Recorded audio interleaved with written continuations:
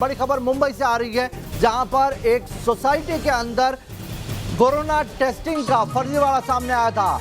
मुंबई की posh society, Hiranandani society में किस तरीके से फर्जी वैक्सीनेशन का मामला सामने आया था। न्यूज नेशन ने इसको खबर से प्रमुखता से उठाया था और अब इस मामले में कार्रवाई हुई है। इस फर्जी वैक्सीन रैकेट को चलाने वाले 4 लोगों को गिरफ्तार किया गया, उनसे पूछताछ की जा रही है। आपको बता दें कि महाराष्ट्र सरकार ने महाराष्ट्र में सोसाइटी वाइज अलग अलग तरीके से वैक्सीन लगाने की इजाजत दी है। उसी में ये रैकेट एक्टिव हुआ और इसने जो मुंबई की पॉश सोसाइटी है हीरानंदानी, वहां के लोगों को खुद को नानावती अस्पताल का रिप्रेजेंटेटिव बताते हुए वैक्सीन लगाने की बात कही और 5 लाख रुपए का फर्जीवाड़ा किया था।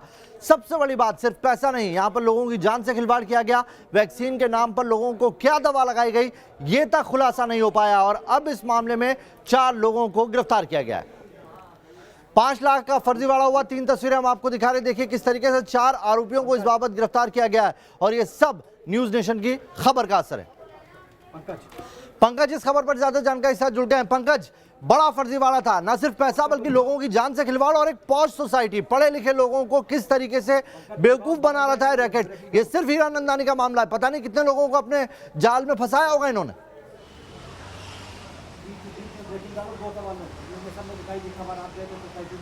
जी बिल्कुल, और नवेद, ये एक बहुत ही बड़ा रैकेट है।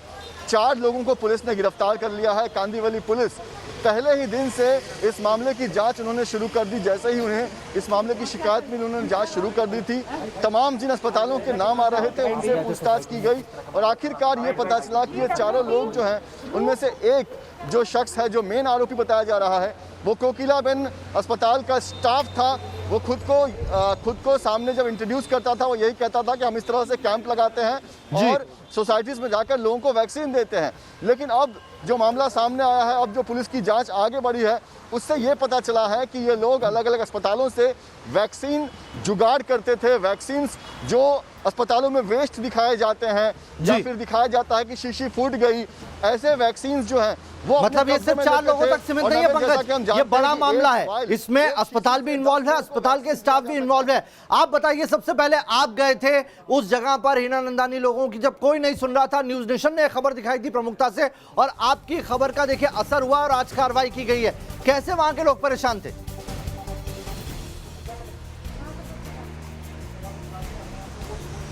जी बिल्कुल, देखिए, लोग इस बात से परेशान थे कि आखिर उनके शरीर में जो वैक्सीन दिया गया है वो वाकई में वैक्सीन है या कुछ और है। लगातार हम इस खबर पर बने हुए हैं। हमने उस वक्त कांदीवली पुलिस स्टेशन में जाके पूछताछ की थी। पुलिस ने इस मामले में एफआईआर नहीं लिया था। हम एडिशनल कमिश्नर के ऑफिस गए थे, हमने उन्हें भी कहा था, उन्होंने हमें बताया कि हम इस मामले की जाँच करेंगे और ज़रूरी पड़ेगी तब एफआईआर भी लेंगे। और फिर एफआईआर हुआ है, 4 लोगों की गिरफ्तारी हुई है और एक बहुत बड़े रैकेट का पर्दाफाश हुआ है। क्योंकि सिर्फ कांदीवली का हीरानंदानी ही नहीं, बल्कि इसके पहले भी कई सोसाइटीज़ में इस तरह से कैंप ऑर्गेनाइज किए गए हैं। और अब ये भी साफ होगा कि कौन कौन से अस्पताल के लोग इनसे मिले हुए हैं, क्योंकि अस्पतालों से वैक्सीन की शीशी गायब करना ये सिर्फ इन 4 लोगों का काम नहीं था।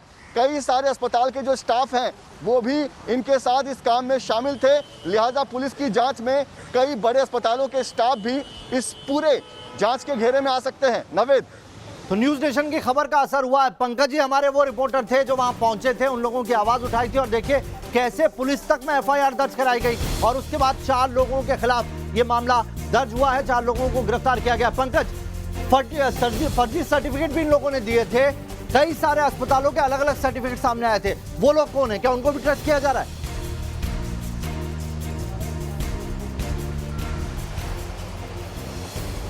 जी देखिए, पुलिस ने इस पूरे मामले में 1 बजे प्रेस कॉन्फ्रेंस रखी है।